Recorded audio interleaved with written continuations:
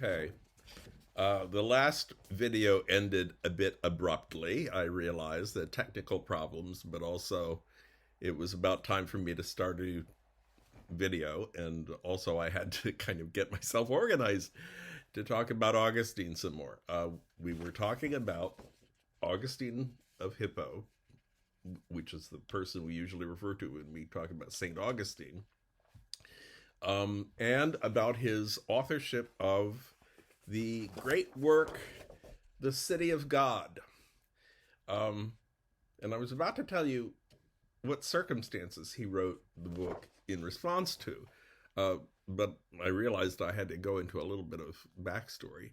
Um, Most of what we know about the period that we've talked about up to this point is the Roman Empire, the area that the Romans controlled, because a lot of the areas that the Romans did not control, they didn't have a writing system, or they had what, like the Carthaginians, which we haven't been able to figure out.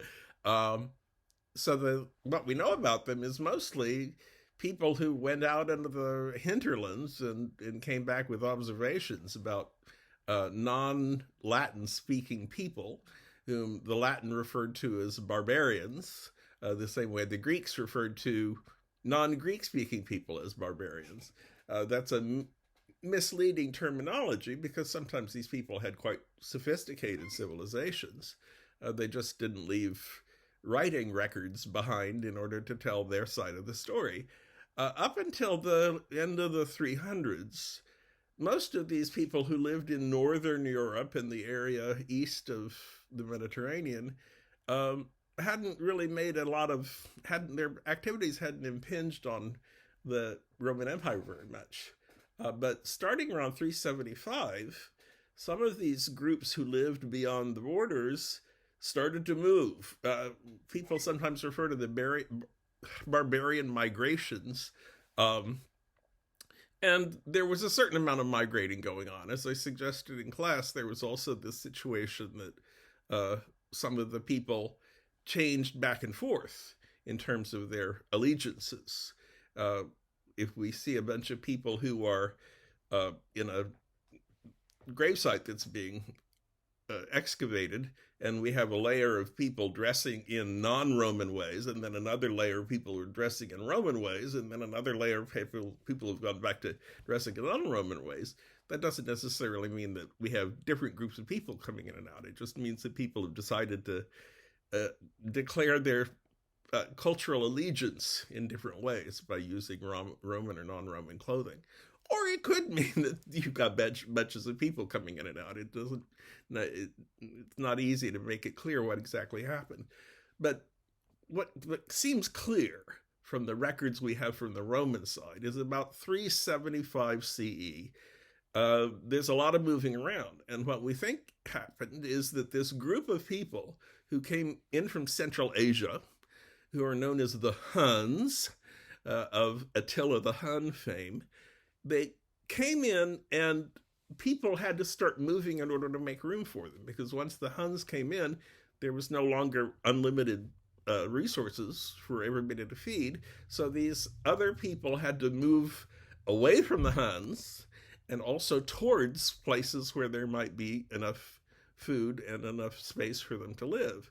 So it was both people pushing from behind and the possibility of new sources of food pulling them in front. And one of the groups of people that we see moving in this way is the Goths. This was a group of people that we don't know very much about before they started moving in this way. And we're not, people who ran around dressed in black with eye makeup on the way modern Goths are. They were groups of people who had their own language and their own culture and their own traditions. The Goths start by being very peaceful. They cross the Danube into Roman territory, and their attitude is basically, could you please help us? Because the Huns aren't leaving us any food to eat, and we would like to move into Rome and participate in Roman culture. And at first the Romans say, okay. But then, at the end of the 300s, the Romans, their own resources are not particularly thick off the ground. And so there began to be confrontations. Also, the Goths are a fairly warlike people. I mean, they're not just farmers and things like that. So the Goths start attacking, or the term I prefer sometimes to use is they're beginning incursions into Roman territory, sometimes where they're not particularly welcome. And in the 410, during Augustine's lifetime, the Goths invade Rome. This isn't actually the first time they've invaded Italy, but in 410 they invade Rome and really do a number on the place. I mean, they are sacking and pillaging, and there's a lot of destructive activity. And just previous to this, this particular invasion of Rome takes place in 410, and a few decades before, the Roman Emperor Theodosius, who was the one that divided the empire into Eastern Empire and Western Empire, makes Christianity the official religion of the empire. When Constantine made it possible for you to be a Christian without the Roman government getting on you about it, he didn't make it a requirement. You could be a Christian or you could be a non-Christian.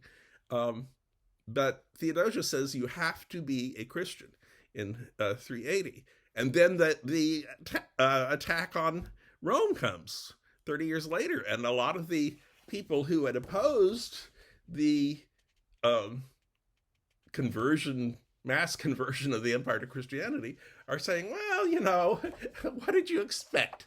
All of these pagan gods who you've been supporting all this time, you've abandoned them and they are taking their revenge on you. And what is your Christian God doing about it? Ha ha. This is what you would have been able to expect when you stopped worshiping the pagan gods. So these Christians who are dismayed at the sack of Rome go to Augustine and say, what can we say to these people? I mean, we know that the pagan gods are not picking on us, but on the other hand, God doesn't seem to be protecting us very much. And Augustine says, it's because the world that we live in is not really the world that God has arranged for us. The world that God has arranged for us is in heaven.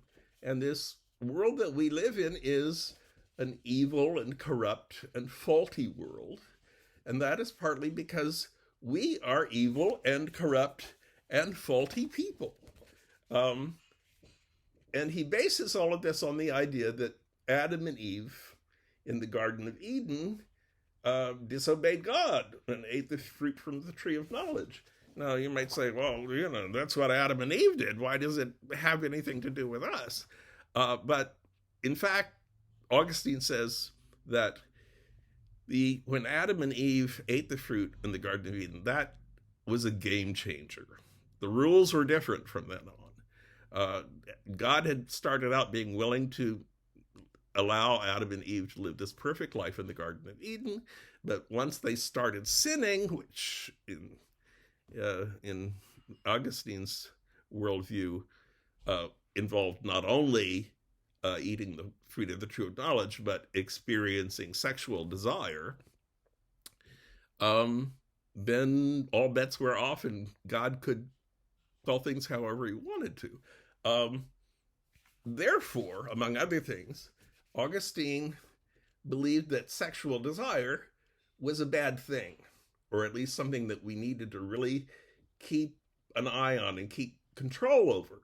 And this is one of the things that people in modern times have criticized Augustine for, because they think that Augustine turned the church into this sex-negative institution. And in the 20th century, we were fighting against that and trying to say, oh, sex is a good thing and you shouldn't criticize Augustine. Or rather, you should criticize Augustine for saying it was bad. But remember, when Augustine was writing in the 4th and 5th centuries AD, sex was not really considered to be a good thing. It was considered to be a powerful thing, but we hadn't yet made this strong connection between the idea of being two people being sexually attracted to each other and two people being able to form a marriage and a relationship. Um, Sexuality was considered kind of free floating, and the people who got married were getting married in order to establish a household and have babies, not necessarily because they loved each other in a sexual way. Augustine himself had actually had a rather complicated sex life. He had had a mistress who had borne him a child, and certainly he had had the opportunity to see for himself that childbirth was not an easy or safe thing to have happen. So you might expect that Augustine said, well, let's put sex on the back burner and try not to make it so much a part of our lives. He himself decided he wanted to become celibate, and he thought that was the best thing. But he said, if you got to get married, if you've got these desires that you can't control, you get married and you have sex in order to have children. That's the really only justifiable reason for having sex. He also has some interesting ideas about government. He says, okay, we are all miserable sinners. We are incapable of deciding for ourselves what is right and what is wrong. And because God knows this, he has placed in authority over us people like kings, rulers who are going to tell us the right thing to do because we can't figure out how to do it ourselves. And this is where you eventually get what is known sometimes as the divine right of kings. The idea that kings are there because God has placed them there in order to supervise our activities and in order to try and keep us from doing wrong. The kings, of course, are themselves also human beings, and they are also, therefore, sinners. But the kings, at least, have the authority and the kind of mission from God to make sure that we are not doing the wrong thing. So the ultimate the ultimate result of all of this is that the kings give a lot of authority the kings get a lot of authority from Augustine. And of course, Augustine becomes a very important theologian, a very important Christian writer from here on. During all the Middle Ages, he's probably almost certainly the most important Christian theorist because of his writing in The City of God and other books like that. And Augustine is responsible for determining a lot of the nature of medieval Christianity.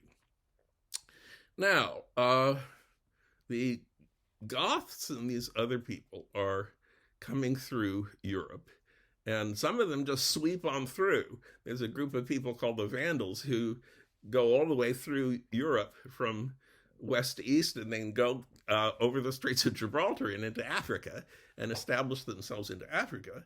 But there were a lot of groups, such as the Goths, actually, who settled in various parts. There was a group of Goths called the Visigoths who basically settled in Spain and France. And then there was another group of people who settled in Italy. Now, the western part of the empire was vulnerable to this kind of activity. There was a dearth of control from top down in this situation. So that there was an emperor who was still supposed to be in control of the Western Empire, but he was very weak. The actual authority in the Western Empire was being assumed by representatives of these various barbarian groups, and no one barbarian group got control of the whole situation. So instead of you having one emperor in Rome or Ravenna who was in control of the whole situation, you had various groups in various parts of Europe who were in control. And this is really what we talk about when we talk about the fall of the Roman Empire. Um, we're not talking about this tremendous chaos, although it is comparably chaotic, that descends when the barbarians arrive.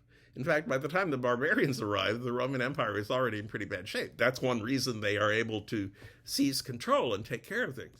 Um, but it's less the idea that the Roman Empire in the West collapses and more the idea that it just changes into something else. It changes from being a government with a central control in Rome or Ravenna and more to smaller scale governments that are meeting in various places and taking care of parts of what used to be one government that was in control of kind of the southern half of Europe above the Mediterranean.